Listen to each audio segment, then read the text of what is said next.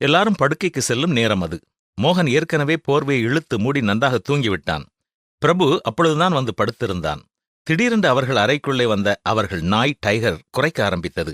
உடனே பிரபு அதை பார்த்து, டைகர், சத்தம் போடாதே, தூங்க வேண்டிய நேரம், போய் படு என்று கத்தினான். சில வினாடிகள் அமைதியான உடனே இவனும் நன்றாக மூடி படுத்துக் கொண்டான்.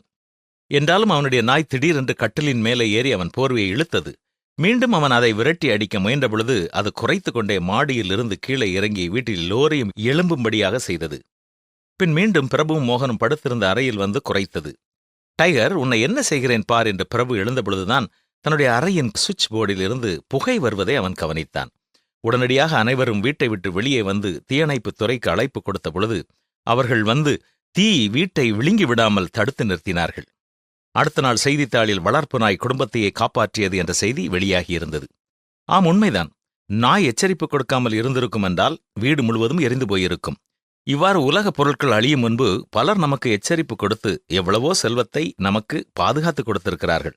ஆனால் விலையேறப்பெற்ற நம்முடைய அருமையான நண்பர்களின் ஆத்துமாக்கள் நித்தியமாய் கடவுளை விட்டு பிரிக்கப்படப் போகிறது என்பதை அறிந்திருக்கிற நாம் என்றாவது அவர்கள் சென்று கொண்டிருக்கின்ற ஆபத்தின் பாதையை சுட்டிக்காட்டி அவர்களை தப்புவிக்க முயற்சி எடுத்திருக்கிறோமா? அதை எப்படி செய்ய வேண்டும், எப்பொழுது செய்ய வேண்டும் என்ற அறிவை கடவுளிடம் கேட்டு கருத்தோடு செயல்படுவோமா?